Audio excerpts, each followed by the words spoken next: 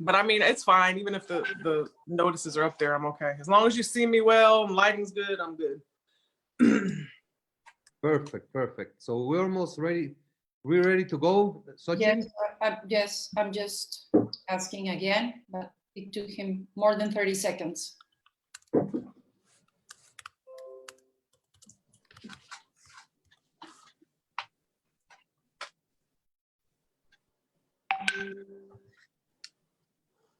Víctor. Sí. Ahorita me entró una llamada y se me fue todo a una pantalla chiquita. ¿Cómo regreso a ver toda la pantalla? Tiene una pequeña flechita abajo cuando la tocas para maximizarla. No.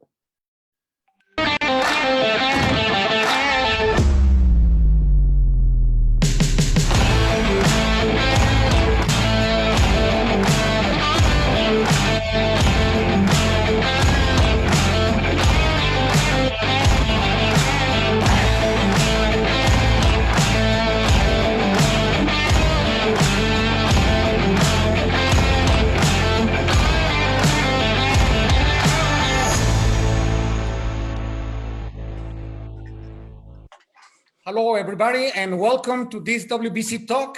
Stay home, stay safe. This is round number 17, and it's a very special one. We have a guest of honor here with us. But first, I want to introduce Xochitl Lagarda. She's the director of the WBC University. Xochitl, welcome. Hi, Victor. Thank you very much. Hi, Mauricio, Laila, Jill, everybody. Well, as you know, at the beginning of each round, I try to make a small reflection. Maybe it sounds repetitive all the time when we're talking about positive thinking, but it's never too much. It's never too much to say how important is the mental health during this confinement. So today, I'm just going to share some very basic activities that we can do to keep that positive attitude towards the confinement we have right now. First is to have accuracy in the perception of what's really happening, and have the ability to regulate and control our impulse. Sometimes we are not able to control if they are good impulse, bad impulse, but we need to be able to recognize them. We have also to be able to recognize our true self-identity and our self-esteem, the real one. We cannot lie to us in this moment. We have to be very clear on how we really are, have clarity in our brain process. If it's positive, if it's healthy, disruptive, or if we have catastrophic thoughts. It doesn't matter, it's not bad. Those things just happen. So some of other activities that we can do, like small tips now that will help us to knock out the COVID from home, is to have effective communication. Do a catharsis. It's nothing but to talk about how you are really feeling. How are your emotions? Learn to manage them. Discover how to control them. We have an opportunity right now to be a better human beings. Here in this panel, we have talked before that it's important to have a schedule that get organized with our daily activities, but today we are going to talk not only the physical activities, but only the devotion activities. It's important to include in our day schedules to put some time to meditate, to have positive thoughts, to prayer, also to prayer. It is important to be able to control our schedule physically, mentally, but also the spirit. It's a time to develop our spiritual life. And so also it's very important to learn to manage our anger. It's nothing mad to be angry right now. We are all mad because we have to be at home.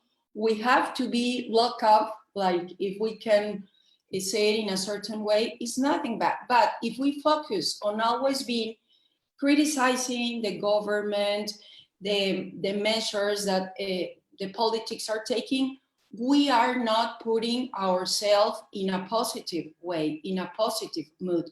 So life is getting hard for everybody because the days of confinement are growing. Here in Mexico today, we receive a news that we have to be at home until the 30th of May, and we're supposed to be out from this confinement the 20th of April. So this is going on for more time. So be commitment to yourself. Be commitment to yourself, achieve your goals, control your mind, your spirit, your physic schedule, challenge yourself, put a small challenge. What are you doing today that you didn't do yesterday? And at the end of the day, evaluate. Okay, I had this positive thing to do today, but guess what? I was so busy taking care of my kids, being on the panel doing this, and guess what? I didn't do it. So challenge yourself. Challenge yourself. Not the first step is to write it down. That's a good step. But the next one is evaluate yourself. And I'm sure with all this experience, we are going to be better human beings, and we're going to do a lot good to society, and mostly to ourselves and to our families. And thank you very much. And I'm sure we're going to enjoy a lot this panel. Thank you, Xochitl. Thank you very much. And now I would like to introduce men's first. I'm sorry for this, but Mauricio Suleiman, president of the WBC. Hello, hello. I'm so happy, so grateful, and so excited to have one of my dearest friends in boxing and outside boxing, Laila Ali, a wonderful example on how you can become your own star, following the great steps, following the motivation, and following a path of greatness. So Laila, I just want to say thank you so very much for accepting to be part of the WBC Talks. We have been doing this for the last 3 weeks as a way to maintaining the boxing community communicated, as a way of giving thousands around the world some entertainment, some information, some moments of relief from the movie that we're going through with this pandemic. But there's so many things that we can say, but there's only few things that we can control. And that is the way we face this situation. And it has to be through a clear understanding that we have to be positive, remain active, and to look forward to great things in this beautiful world. So welcome, my dear Laila. Thank you. Thank you so much for having me on and for providing this platform for us all to connect during these times. I think it is very important. I think it's amazing what you all are doing, and I'm happy to be on with you today. May I? I would love to just say the first time I saw Laila, I have to say, bring it back. When I was a very little girl, I was in Madison Square Garden with my father, and there were big steps that led to the entrance. And I broke away from my father. I ran up the steps, and there was this enormous figure and light, beautiful light coming from it. And it was your dad. And he was there playing with the crowd, and I had never seen anything like it. And my father finally pulled me away. The next time I had that feeling was in Cancun, when it was the Night of Champions, and I had never met you before. And all of a sudden, this whoosh of people came into the lobby, and I looked up, and there you were with the same beautiful light coming from you. It was quite amazing. And I've never forgotten that, Laila. Thank you so much. I appreciate that, Jill. You know, my father was truly such an amazing person, and people who have had the opportunity to be in his presence know that there was an energy that was there. It's not just about who he was in the ring, what he did outside of the ring. That was all amazing. I mean, you can go to the Ali Center in Louisville, and there's floors and floors with dates and accomplishments on the wall, you know, from freeing hostages to, you know, touching all these different people all over the world. So he's done all these amazing things. But just, if you didn't know anything about him, you know, anything, and you came in his presence, you would feel the energy, and you would know that there was something special about him. And, you know, I take a lot of pride. I mean, I have a lot of pride by having that same DNA, you know, so I'm super, you know, blessed to have had the opportunity to have him as a father, although I didn't feel like he belonged to me. You know, he belonged to the world. He belonged to all of us, and that's what he loved. He loved people. He loved to give back. And I know wherever he is now in heaven that he's enjoying himself, and he's his same self that he was when he could walk and talk and box and do all the amazing things that he loved to do physically. How was he as a father? My father was the type of father that would spoil you. Okay, he wasn't a big disciplinarian. It was kind of like okay to everything, give you whatever you want. But at the same time, he always sat us down and had these long conversations. I can remember as a kid, you'd be like, oh God, here we go again. We're gonna be sitting here for 2 hours. And then a lot of times it was the same thing he was drilling in us. But, you know, when I was younger, I didn't understand why my father was so great, you know, and, you know, I just knew that wherever we went, there was crowds around him and people asked for autographs and you knew he was special. It wasn't until I got older. But I remember him telling us stories about never stepping on anyone to get ahead. That's one of the things that has stood with me throughout my life. You know, I'm really big on character and how people treat others, not just people who are famous or people who can do something for them, but people who can do nothing for them. That's important to me. And just always trying to give back, being a good person. He always, you know, reminded us how famous he was. He used to say, I can go anywhere in the world, anywhere. They don't have to have television. They don't have to have radio, but they know my name. They know who I am. So he loved that. Look at me. That's a funny picture, but he used to tell us that people, but he said, but the reason why they know me is because of the things that I do outside of the ring, you know, the giving back that he does and treating everybody like they're special. So that was really important to him, his humanitarian work. And, you know, there was a strategy to it. You know, he felt like boxing was definitely, you know, his calling. It was something he loved to do, but it wasn't going to define him. You know, it was going to give him a platform to do the greater work that was, you know, bigger than boxing. We can all love boxing, but, you know, boxing is boxing. But there's so many other ways in which my father was able to use his boxing platform to give back to the world in much bigger ways that far reached outside of boxing. And that's what inspires me as well to do the same.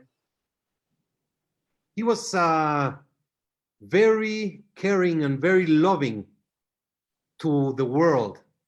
Every time I saw him, he was always kissing children, and he was always making sure that he made people feel special. He must have been like that as a father at home. Oh yeah, love. You know, he gave us whatever we wanted. He loved on us all the time. He always wanted kisses. Like that is something that I even do with my kids now. We're very affectionate. You know, I kiss my kids. I tell them I love them. We're hugging all the time. Whereas some people who aren't quite so touchy-feely, lovey will probably be like, wow, why do you guys hug and kiss so much? But that's just how we are. You see that picture there of him? That's me. He's kissing. My sister Hannah is actually Daddy's girl.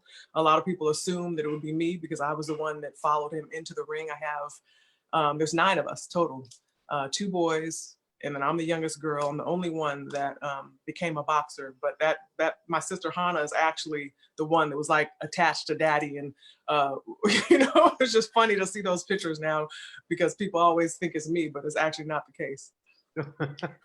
And, Laila, how did he feel when you decided to turn and become a boxer? What did he think about that? He wasn't happy. And you know, it's funny because there's so many stories I can tell. I've always been the fighter of the family, even before I started boxing. From the time I was probably 8 or 9 years old is when I first told my dad I didn't want to be Muslim. And you know, that was a big deal because you know how much he went through for his religion and how important it was to him. So to have his youngest daughter come to him and say, I don't want to be Muslim, Dad. He's like, first of all, what do you know about religion? And that's when I said, well, I know what's in my heart and I don't feel it. You know, I'm not feeling it in my heart. So he had to respect that. But there was always, ever since that time, you know, there was always a little push and pull there. So he knew I was going to be that one that was going to do what she wanted to do. So I had gotten into trouble growing up, you know, was ditching school. I wrote about it in my first book, Reach, Finding Strength, Spirit, and Personal Power. I had some dysfunction in my family and decided, you know, I was going to kind of do my own thing, got in trouble, ended up in juvenile hall at one point. So a lot of people didn't really understand, like, where does this fighter come from? Why are you, you know, able to fight? Because they judge me by the way that I look. And so you never know what someone's gone through, right, to turn them into a fighter. And I remember when I saw women's boxing on television for the first time, I saw Christy Martin fighting Deidre Gargity.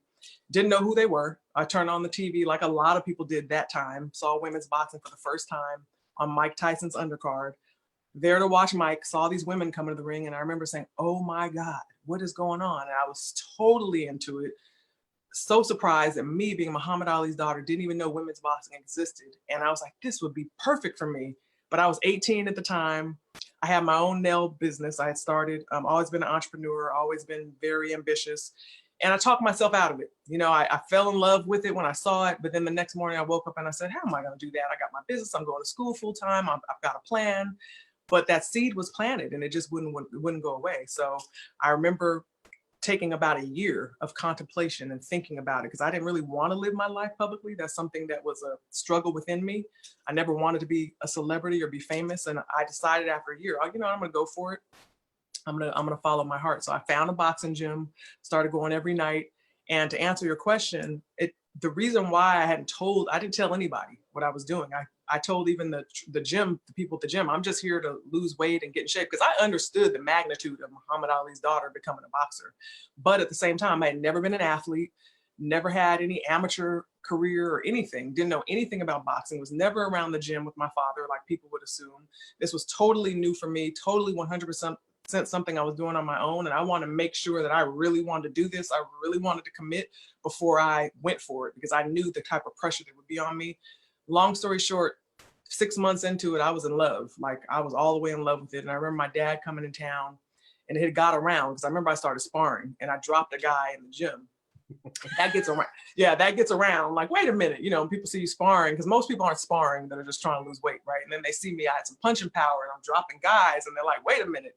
So now, mind you, this guy wasn't like a big fighter or anything. He was a lightweight. So I don't want to make it sound like, because I do believe men are stronger than women. But in this case, I dropped this dude in the gym and it got around him.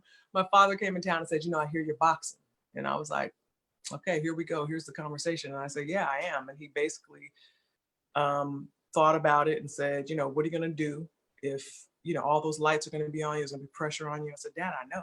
I thought about this and I want to do it anyway. He said, yeah, well, you know, what if you get knocked down? I said, well, I'm gonna get back up just like you did. And he got more and more frustrated. And finally, he just said what was really on his mind. He said, you know, it's not for women. It's not for you.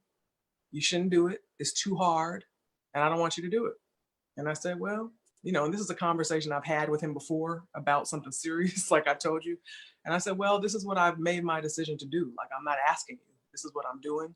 I'm in love with it and you're either going to support me or you're not. So of course, then after that, I made the public announcement and then the floodgates opened with the opinions and the naysayers and the, you know, all of this stuff. And my father supported me. He never liked it though, but he knew he needed to support me as his daughter, but he didn't, you know, I remember him coming to fights. I remember my pro debut and I had 80 different media outlets there for my pro debut, no amateur fights, nothing. This was when I'm going to get in the ring and prove to myself and the world that I actually wanted to be a serious fighter. And I remember them chanting, Ali, Ali, for my dad when he came in and he lit up because that old feeling he had. And then again for his daughter.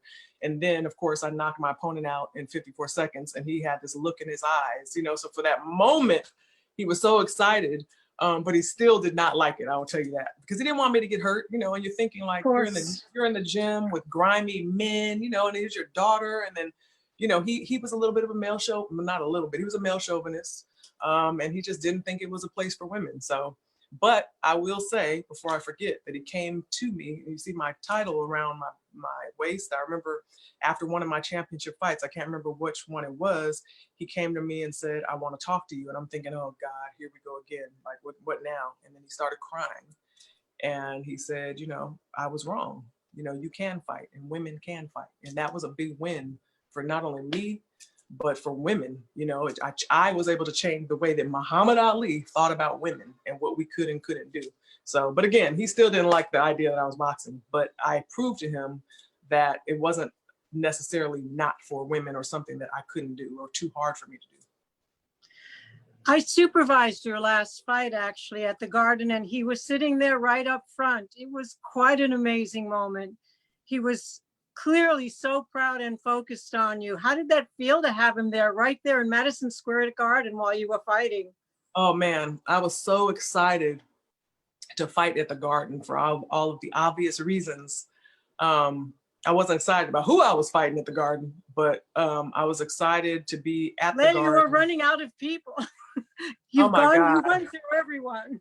I can tell you, man, I remember there was a girl named Joma Abujanine at the time who was tall, strong. I knew that I knew that, you know, I would beat her easily, but I felt like she would be a more competitive fight and a greater fight for the audience at the Garden. And then she wouldn't take the fight. I ended up with Shelly Burton, who, you know, I don't want to take anything away from, but just physically wasn't big and strong enough, and I didn't think was going to be a good fight. And I tell you, I wasn't even, you know, as a fighter, you need to get up for something. You need to get excited for something. I remember kind of just going in kind of like whatever. And then in the moment, it's happened before, then the moment I get hit because I'm just like too lax, then I kind of wake up and I'm like, wait a minute, let me go ahead and drop this right hand in this fight.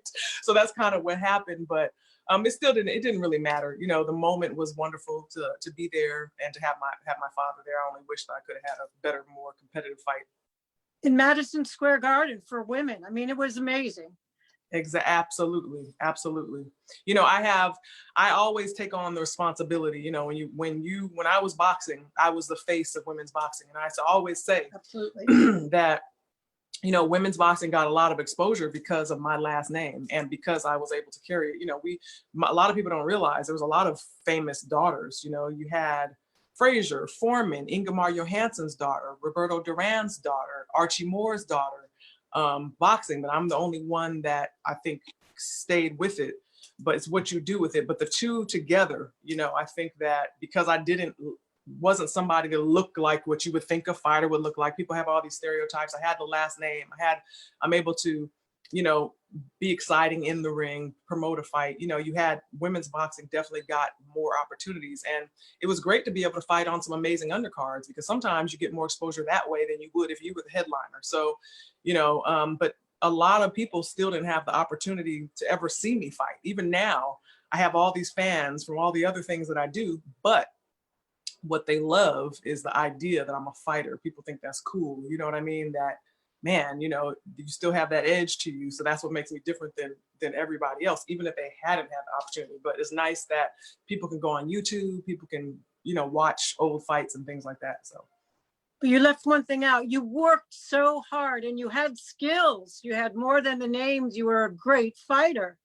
Oh yeah, well that's what I meant when I said the two together. You have to, you can't just have the name. You have to go. I mean, come on. You know, I mean, anyone can read up on me and you'll read a lot of criticism. People always have something to say and that's fine. You know, that's always going to come with it. But at the same time, everyone that knows me knows how hard I worked. Everyone that knows me knows that, you know, I had skill regardless of who my opponents were or who I had available to me at the time. You're not born Muhammad Ali's daughter, first of all, with absolutely no talent or the possibility of getting some talent, okay? So I was born with a lot of things like my confidence, like my determination, you know, all these things that I have within me. Then that paired with how hard I worked and with the trainers that I had. I worked with Roger Mayweather, you know, Floyd Mayweather, Buddy McGirt, Shadid, you know, you know, Dub Huntley in the beginning of my career, Kevin Morgan. I want to just name everybody, not just the big names, but you know, I have all of those people that trained me, plus being in the gym with other world champions that I was training, you know, and sparring with. So yes, what it did do is it did prepare me. It did give me a lot in my arsenal. But unfortunately, when you get into the ring, you know, I would just fight above my level. Why fight somebody that's here and show everything you got? You just don't do it. You just I didn't anyway, you know? So that was the one thing I felt like I had my best fights in the gym with the guys, you know? So I'm actually trying to dig up footage because we did have a lot of footage from that and I'm trying to like compile it just for my kids to watch later and maybe just put out there. But yeah, absolutely. You can't not have skill and go as far as I did, become a champion, stay undefeated, because guess what? Everybody fought me 10 times harder than they fought everybody else. I remember seeing girls. Kendra Linhart is a good example. That girl was like 6'3", stronger than me, physically bigger than me. I remember watching tape on her and thinking, oh, you know, this she's big, but this is gonna be nothing. I got in there, that girl must have fought me for dear life. Then I saw her in her next fight Marsha Valley, or one of her next fights, and then she fought like a totally different person, like she didn't even try. And I was like, wow, that doesn't even look like the same girl. So, you know, styles make fights, situations make fights. You know, what can you do? I'm going to ask you one last question and then more, because Mauricio's going to throw one of those belts at me if I don't shut up. All right, Do you right. miss it at all? Absolutely. Absolutely. I've always, boxing will always be my first love. And I would never, and I say that in interviews when I might be talking about cooking, or I might be talking about, me as a CEO or whatever, or speaking. I always share that boxing will always be my first love. It's just that I don't feel boxing loves me. I don't feel it loves anybody. I'm talking about the sport itself. So you have to know when to stop. And for me, I was not inspired anymore. There was like every time I fought, it's like, who am I going to fight this time? There was the girls that wouldn't fight, that I wanted to fight, that were always a problem. And then there was like, okay, who can we go to on the list? And there just was not a lot of people there. We're trying to pick the people who have some experience, who are going to look good, give me a challenge in the ring, all these different things you're thinking of, and you just run out of opponents. And for me, I was training at an elite level. I moved to Las Vegas to train with Roger Mayweather. You have to be inspired to keep training at that level. And for me, I just wasn't anymore. I got to a point where I wanted to have children. I wanted to start a family, and I have all these other amazing things that I want to do and can do and capable of doing. So why keep struggling, right, to make these fights? So that's why I left boxing. But absolutely, I miss it. I love it. I still train. I have a home gym. Boxing is always a part of my workout. Obviously, I'm not training at the level that I used to, but it's always going to be a part of me, and it's right on the surface. I'm always a fighter all the time. To be the daughter of a great, historic, iconic person that will live for eternity. 1,000 years from now, people will talk about Muhammad Ali. To stand up against such a strong character. First of all, your father. I mean, that by itself is a very strong situation for any human being. But it was your father, Muhammad Ali. And you stand up and you say, I will not be Muslim. And then you stand up and say, I'm going to box. I mean, that speaks a tremendous character. You are such a strong character that can only be compared to Muhammad Ali. You're the woman Muhammad Ali. And one of the greatest prides is that the WBC shows Muhammad Ali face in every single championship belt. That's a matter that my father instituted the day he retired. And since then, every single world champion receives a belt with the Muhammad Ali picture. And every woman champion receives a belt with Laila Ali picture. So I think that's a tremendous statement that prides on what the Ali legacy has to do with the WBC and the green belt. And we are just so proud, and you are truly, I mean, just listening to you is going back in the greatest moments, because you walk the talk, and very few can say that. It's easy to talk, but if you cannot perform, then it's not the same. You are now a businesswoman. You are very successful, but so much goes for helping others. Can you tell us a little bit of what you're doing right now? Sure. Just to frame it, as I said, boxing was my first love. And I learned a lot from boxing about myself, about health and wellness. As a boxer, I was thinking about how to feed my body, how to take care of my body so I could perform at my best. But when I retired from boxing, and had children, it was more about, how can I be healthy to give birth to healthy children? Now, then when you have the children, you're like, okay, what can I do to ensure my children are healthy, whether it's eating non-GMO or organic? And I got into this whole health and wellness theme, right? Aside from me hosting and doing the TV work that I was doing that kind of jumped off from when I went to the finals in Dancing with the Stars, which was strategic, by the way, because when I got done boxing, I was like, okay, now I have put myself in this box, right? Where I'm like, for so many years, I had to prove that I was tough. You know, every time you saw me, it was like kind of intimidating. So now I need to show a softer side. So I went on Dancing with the Stars. I went to the finals, 40 million viewers 2 times a week. Really gave me the opportunity to go into other areas. So where I'm building up to is, it took me about 5 years to figure out, because you go through a little bit of a depression as an athlete when you retire from what you loved. What am I going to do now?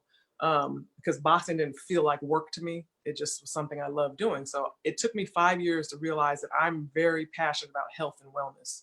And you think about being Muhammad Ali's daughter, having him as an example. He had his causes. He had the things that he wanted to do. And I have my own set of, goals. Mine is to help change the world through making people the best version of themselves that they can be, through their health, their mindset, and their purpose. That's what my Laila Ali Lifestyle platform is all about that I started. I have a website at lailaali.com.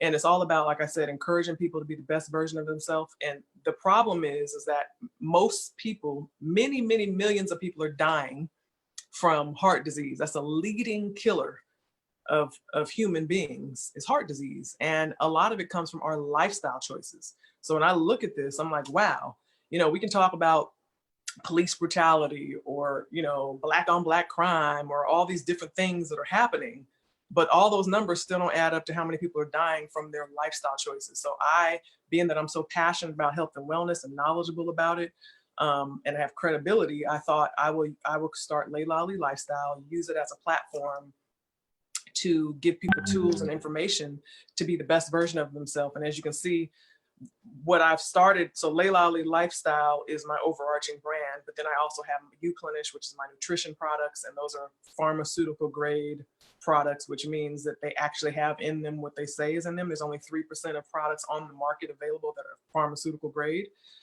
because people don't realize people can put whatever they want on their label, but nobody's checking it. Pharmaceutical grade has been checked by a third party. Real high quality stuff, the type of products that I like to use, and I'm sharing with other people. Then I have my Laila Ali spice blends, which were inspired from my cookbook, Food for Life. People don't realize I've been cooking since I was 9 years old. I was cooking before I was boxing. I've competed on the Food Network, on Chopped, I've won. And then I said, you know what, I'm gonna do my cookbook. I'm gonna come out with these spice blends. So you think about, well, what's important about spices? Well, my spices are organic, non-GMO. You think about sprinkling spices on your food every day. If there's chemicals in your spices, you're sprinkling on chemicals and you're taking in chemicals every day. So that's why spices were something that I want to focus on. Plus, I just love cooking and I season food really well. So I'm proud of that brand. I'm getting ready to come out with Laila Ali Skincare, which is going to be plant-based, toxin-free skincare. So I'm an entrepreneur, like I said, I always have been. Had a nail salon by the time I was 18 and a full clientele, was living on my own, supporting myself. Never wanted my dad to take care of me as when I was younger. And I kind of just continue that now. So when you're able to take your passion, help change the world, start a brand, and then the goal is to use my brand to give back. So right now what I'm doing is, because of the virus that's going around, and these kids that are home from school, my kids are home. Not that my kids need Feeding America, but there's a lot of kids who their families are relying on their local food banks right now because they're not getting their meals that they were getting at school twice a day. So people are going to their food pantries. Feeding America is our nation's leading food pantry supplier. So I'm giving 100% of proceeds from my spice blends to Feeding America. I started in March. I said I was going to give it in March, but then when they extended things, I said, okay, I'm going to give in April as well. So I'm able to use that brand to give back. And then I'm also excited about these t-shirts. I don't know, can you see these? Yeah. I created a lot of fans reach out to me on my website and they want boxing paraphernalia. So I decided to go ahead and create this legacy tee.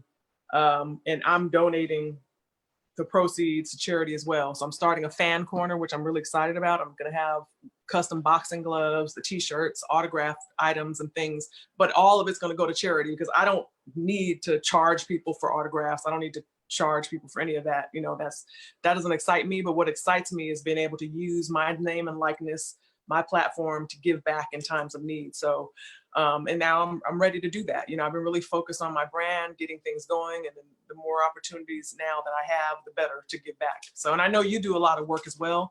our fathers, you know, Jose was so amazing. He was always so kind and sweet and had this warmth. He reminded me a lot of my father as far as that concerns, like a dad also, and always embraced me. And I know that our fathers had a really strong friendship. And, you know, my father fought, I think he defended his WBC title, what, like 23 something times or something like that, fought all over the world. And, you know, they both elevated the sport together. So there's a lot of history there between our two families. So I want to make sure that I have the opportunity to say that I appreciate you and everything your family does as well to give back in Mexico and around the world and to help fighters in terms of, you know, the sanctioning and the testing and all of that and making the sport cleaner. Because, you know, it's a rough sport. You know what I mean? It's the hurt business, you know, but we don't need to take any unnecessary pain, right? And if we don't have to. Yes, I remember very well your dad and my dad, they love each other. They had a very good time in many places of the world, but those small details are the ones that that change and give a legacy, a statement. Your father visited my father at UCLA ICU. When my father was very sick, and it was such an emotional moment, unique, because when he comes in his wheelchair, my father is in the bed, and their two glances meet, and immediately what they both do, they raise their hands and go like this. Mm-hmm. It was unbelievable. And then there were some prayers, Catholic prayers and Muslim prayers. And it was just such a ending moment, because 1 year before, the WBC crowned Muhammad Ali as the king of boxing in Cancun. That was a beautiful moment also. And if you just go backwards, every single step, it was Muhammad Ali inspiring the actions of the WBC. It was because of Ali and Mandela that the WBC took on fighting apartheid, fighting discrimination, fighting the abuse of power. And it's just such a solid, an unbelievable, strong bonding between Ali, Sulaiman, and the WBC. I am so curious. You were a daughter, then a boxer, a cook, a dancer, a movie star, a hair salon. I mean, everything you did, you have excelled. I mean, I didn't know you never had an amateur fight. So you just went in, conquered boxing, became the greatest, and retired undefeated. And every step you take in life is just simply going over and making it better and better and better, but always having as a priority the service to others. I mean, you're such an amazing woman. You're such a leader, role model, and I'm just so happy to learn a different side of Laila that I had known from watching you in public places. Yeah, you know, I've always been one to go for my dreams, and I'm a planner. So when I see something that I want, no matter what it is, I think, what kind of work is it going to take for me to become the best at this? Or when I say the best, I'm not talking about for the public to say that I'm the best, for me to feel like, okay, I've reached the top. And then I decide, do I want it bad enough to commit to the work that it's going to take? Because there's a lot of things I've looked at and I'm like, no, I'm good. I mean, I remember at a time I wanted to sing because I can sing a little bit. And then when I started taking the lessons and doing all these things, and I had to go to the studio to record my first song, I remember thinking, oh no, I don't like this. Like, I don't like this studio time. I don't like how much time I need to spend. And I changed my mind about it because I just wasn't ready to commit. So for me, it's like, you have to want something. You have to have a passion for it, because if you don't have a passion, it's going to feel like work, and it's not going to be easy all the time. That passion is that thing that keeps you going.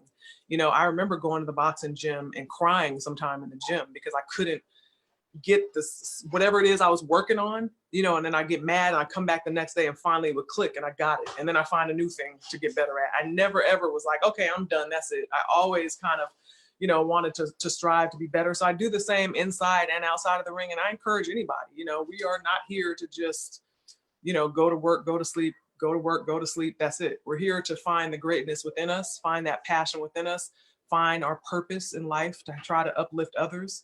You know, it's not about, you know, I do believe in focusing on yourself. Like when I was boxing and I was young, I wasn't like, oh, I want to go save the world. I was thinking about me and making myself happy and, you know, trying to hone my craft because I have my whole life ahead of me. But now, you know, when you have children, you have other things going on, you've been through some things, you look at the world a different way. But there's a time and a place for all of that.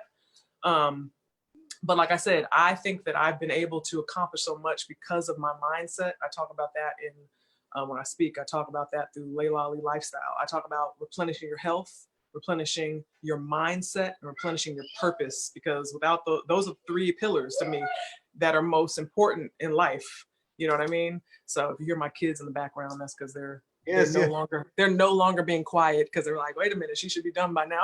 But don't worry about them. But so yeah, thank you for saying that. It's very kind of you.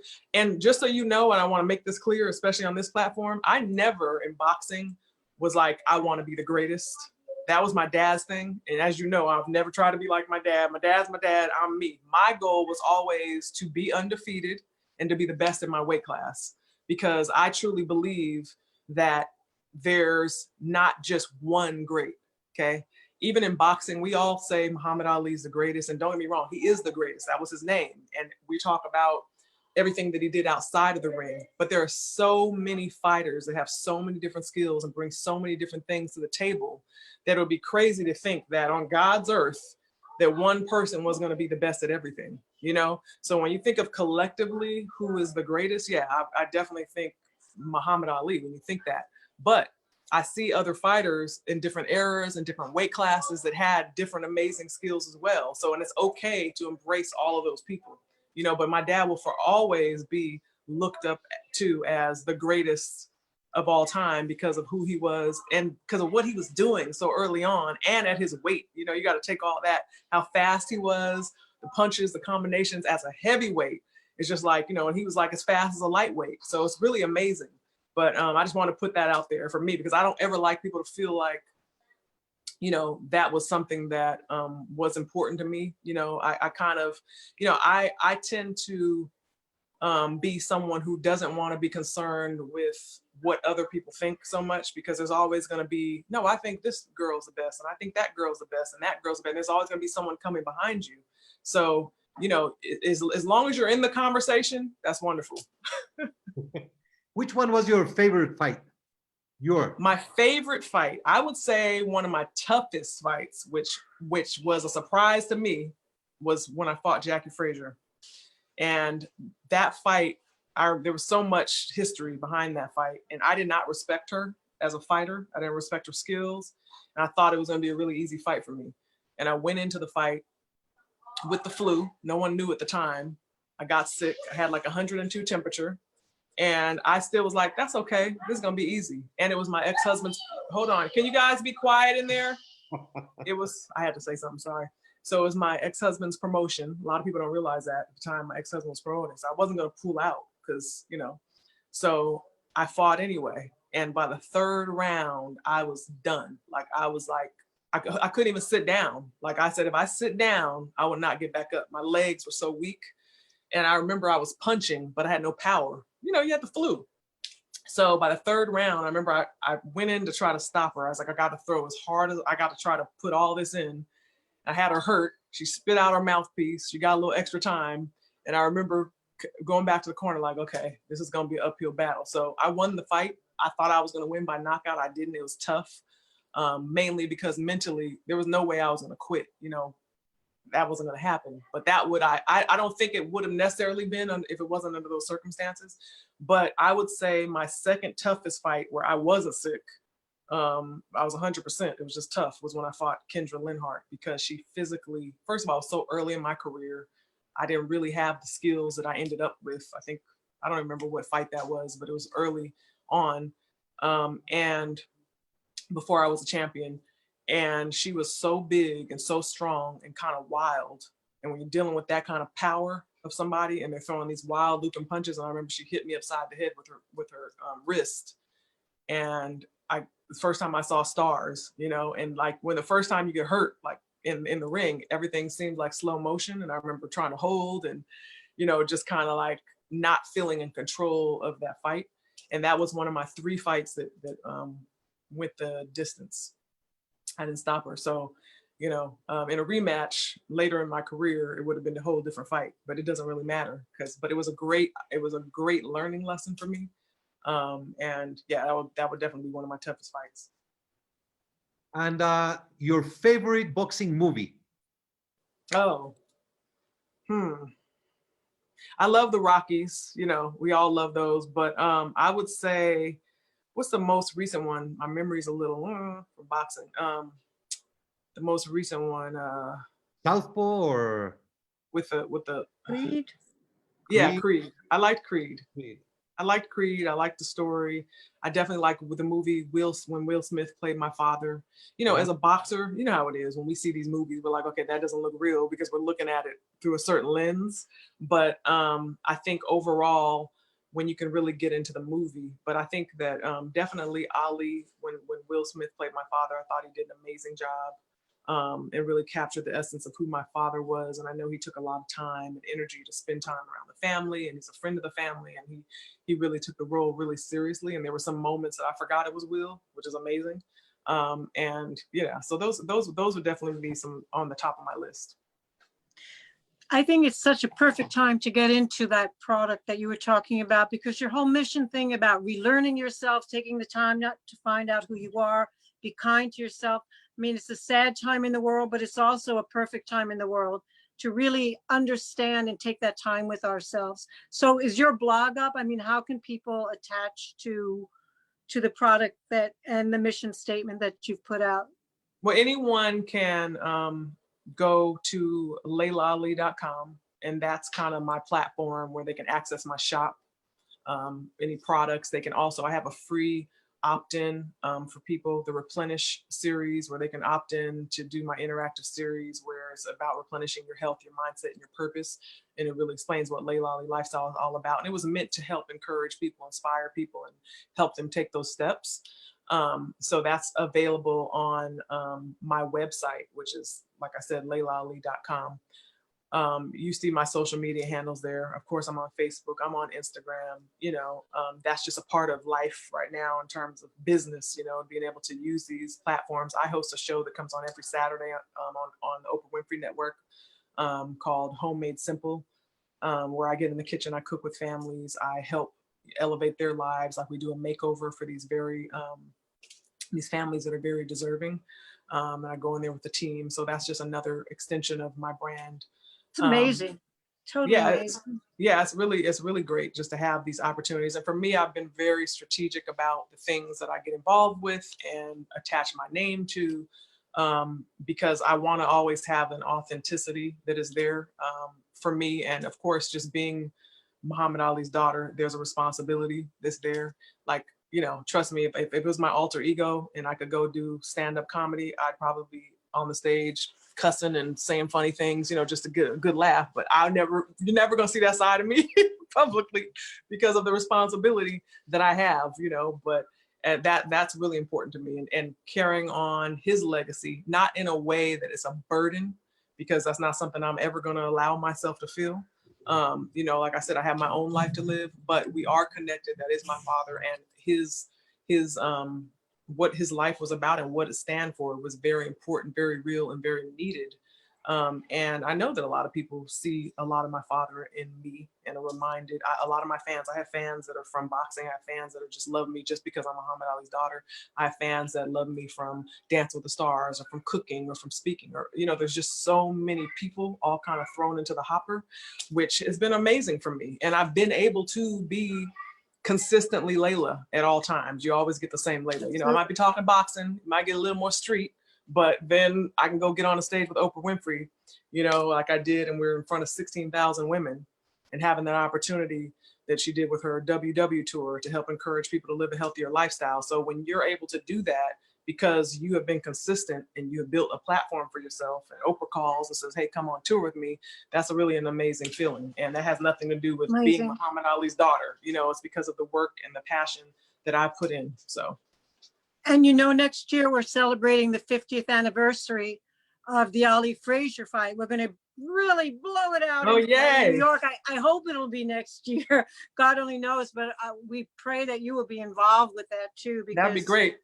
Yeah, it's going to be I have something. been at, well, as you know, I haven't been able to be at all of the WBC events, and every time, because of that happens with a few things that are near and dear to my heart. With my shooting schedule of the show, you know, we shoot certain times of the year, and then these other things come up and I'm already committed and I can't come, and then I have children and I got, you know, all these different, you know, what's most important for me is being a mom first and trying to be home for my family. So I have to pick and choose when I'm going to travel, when I'm going to leave, you know, and I haven't been able to, but I told Mauricio that I would love to hopefully come to the next event and be there, you know, because I am watching from afar, and I know that, you know, you got a whole new crop of fighters, a whole new generation of girls. And I think it's absolutely amazing. But I think it's important for those such as myself and some of the other fighters that kind of paved the way for these girls to always kind of stay involved. My goal has never been to be in boxing. You know, the sport of boxing itself, that's just not my passion. And I don't have any apologies for that because I follow my heart. But at the same time, when someone reaches out to me or someone wants mentorship from me, I'm always there, you know, for them. But it's so inspirational though. To look at me and Chrissy, boxers that's so sweet. That's so funny that we fought. Look how much smaller than me she is. And I had on my heels. Chrissy Martin was game though, honey, and she could punch. I remember her hitting me with one of her right hands, her famous right hand. And I remember thinking, oh, okay, she could punch a little bit, you know. For her size, I mean, it didn't hurt me because of my size, but I was like, okay, I see why she's so tough. She had a hard head and she could punch hard. You know, we have several WBC champions connected, looking at this very inspirational moment. Catherine Fiti from Zambia, all the way from Africa. She sends best regards. Hi. You were her inspiration to become a boxer. That's And amazing. Thank you. Franchon Cruz Azorn, she's asking, what is your opinion about and concerns about PED in women's boxing, performance enhancing drugs? I don't think it's, hi, Franchon. I'm aware of who she is. I mean, come on. I don't think it should be in any sport. You know what I mean? And I know that the situation that she had was a very tough one when she fought the young lady. I can't think of her name right now. Jimenez. Yeah, absolutely. And I know there's some issues going on there. She's not happy with the decision that was made. You know, obviously I don't have anything to do with that, but I don't think that's okay. I think everybody should come into the ring fair and square, you know, and that's pretty much it. You know, I believe if I was a fighter, you know, and somebody came into the ring, I mean, I should say, when I was fighting, if somebody came into the ring and I found out they had performance enhancing drugs, that would be an issue, especially if I lost the fight. You know what I mean? So, you know. And Erika Montoya, she's asking, she heard that you say you miss boxing. Are you coming back? Would you like to come back and fight again in boxing? Well, I think that it's already been said, if anybody's been watching, you know, Clarissa Shields has called me out on multiple times. And I have answered and said, hey, you know, because people ask me that question, would you come back? And I said, yeah, for the right situation. I said, because listen to all the things that I just told you I have going on. You know, I love boxing. I'm in shape. In terms of, I'm not in boxing shape, but I'm saying I haven't been just sitting on the couch, is what I'm saying. I still run, I still work out. I'm very, very healthy. I live a very healthy lifestyle. So in terms of it being able to do it, absolutely, I'm able to do it, even at my age, right? Because, you know, ideally, you're not like going to start your boxing career at 42. But taking that into consideration, because of the way that I live my lifestyle, you know, I could definitely do it. it just would have to make sense for me, because for me to stop everything that I'm doing, when I say stop, I'm talking about stop hosting my TV show. I would probably need a year, or 8 months to a year. It's not something I've ever done before. So I would have to give myself more time than I even think I need, because I'll tell you one thing about me is I train at an elite level, and I take what I do very seriously. I eat the best food. I train with the best trainers. I live the lifestyle that I need to live to make sure that I can perform at my best. I'm going to win regardless, but I want to perform at my best, and I want to have a beautiful win, and I want to be I want to look great in every way. Okay. So for me, I would have to, in order to do it, I would have to stop hosting the show that on a daily basis. I'm a CEO. I have meetings every day. I have a team of people that I call the shots. So I have a lot of decisions that I have to make. So for me, and I'm a mom, I have 2 children. I cook dinner every night. I have a husband. So you think about all these things for something that you love. If the money was right, if the opportunity was right, then absolutely I would do it. But all those things have to be in place. You see what I'm saying? So, and I'm a very strategic person, always have been. I don't have time to be going back and forth on social media. I have too many situations that prevent me from doing that, because I have to carry myself in a certain way.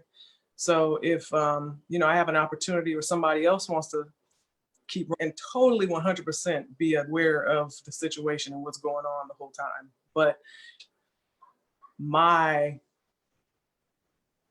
platform, it's trash talk. Okay. And a lot of people don't like to hear that. And if it's something that's not going to happen, it's a waste of time. Get to where I'm at, to be seen in a different light, that I never want to be seen in a way that is not getting drawn into that. In a difficult situation as we are all, how to handle this crisis? Well, I mean, and I think that, we have to use this time to grow. As we were saying in the beginning and when we opened up, it's really important, your mental mind state. I always think about people. I have a pool, I have a jump, I have all these things that I can go outside and do. And then I think people don't talk about the divorce rate. I mean, the rate of suicide that's going on. Is really important. To answer your question, I'm sorry, I'm kind of long-winded sometimes, but is to really be reading, whether it be finding a new skill, getting outside, getting some air, encouraging people to start making healthier lifestyle choices, because this is not, whether they decide to lift the lockdown so that the economy can start years, right, to people. And like saying, don't wait till the doctor tells you have to do it before. But people, unfortunately, we wait, and it's like until they say, oh, you almost have diabetes. Then people get scared and start trying to, do something about it. So this is another opportunity to start upgrading your lifestyle. And I'm not saying that because I sell products, because you don't have to buy products. You can just start, I don't care if you're eating McDonald's every day. Can you eat a salad? Can you drink some water? Can you start taking a multivitamin? Can you go for a 10-minute walk and then go 5 minutes longer, every week? What can you do? There's always something. And then someone who's already healthy, there's more that you can do, because there's levels to it. There are, people think, oh, I'm healthy, I'm okay. But compared to who? You know what I mean? So for me, that's what I would do, is just think, how can I become a better person and use this time so that I come out of this stronger than I was before I went into it? That's all we really can do. That's sensational. Great advice. Thank you so much. Victor, Jill, anything that you would like to add? Just that I'm thrilled to see Laila. And not only an inspiration to people out there who are interested in your lifestyle or whatever, but to other athletes who eventually have to know there's a life after their sport, be it boxing or anything else. You're an icon on your own, just for demonstrating that. And I bless you for that, Laila. Thank you. Thank you. Thank you. I think that is important. And, you don't have to be Ali to create a platform for yourself and to create something later. And I think a lot of these girls do know that. And, there's a lot of learning that we can do along the way. You know what I'm saying? And, you got people now that are famous for just anything, so imagine if you actually bring something to the table. You never know who you're inspiring. So you got to start small and let it grow. Trust me, I'm nowhere near where I want to be yet, because I have big dreams for myself, right? So we all, like I said, there's levels to it, but I think that as long as you have a plan and you're ready to do the work that it takes, and you're ready to surround yourself with people who can mentor you and That's can help important. you create more friends than you do enemies. Because a lot of times, unfortunately, I see with the younger people nowadays is a lot of them feel entitled. A lot of them don't understand the hard work that goes into things, because it seems like things just happen overnight because you got this social media. We didn't have social media when I was boxing. I mean, trust me, if I had social media, I'd have been way bigger. I've been making way more money. I mean, if I would have been able to show my boxing and show everything that I was doing, I didn't have any of that platform. So there's so many opportunities now for these fighters. It's just making sure you surround yourself with the right people, find someone who can mentor you, and think about what's going to come outside of the sport. Because trust me, boxing is only going to last you so long. You know what I mean? So you definitely want to be thinking about, longevity after you come out of the sport.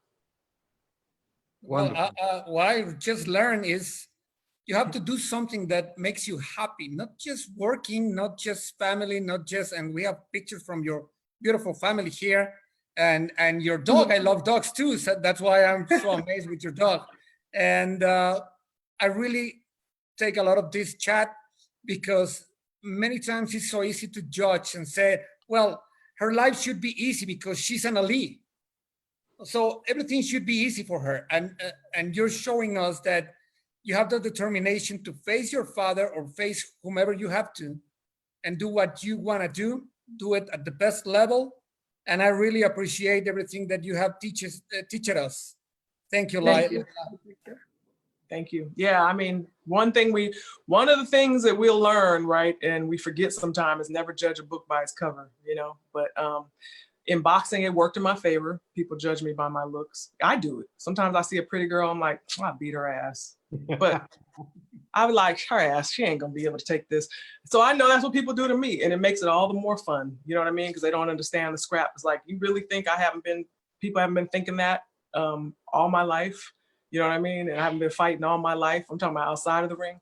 But so yes, definitely learn that, we can never judge a book by its cover. We always have to strive to be the best version of ourselves. And there's always something to learn in every single situation. It's never a failure. It's just a way to learn and grow and come back better the next time. So like I said, I appreciate you all creating this opportunity for me, because I haven't had many opportunities to connect with the boxing world because I have all these other things going on. But like I said, boxing is my first love. The WBC has always shown me and my family so much love, even though I haven't been able to be in attendance at all of the events.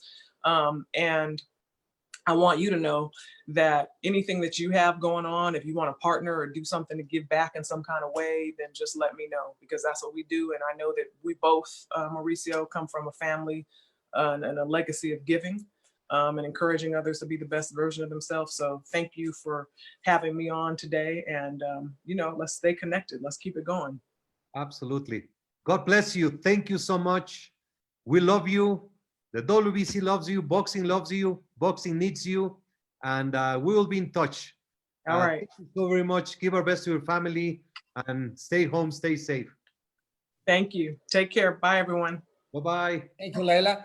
Well, this was round number 17. It was a great chat, and we all enjoy of it.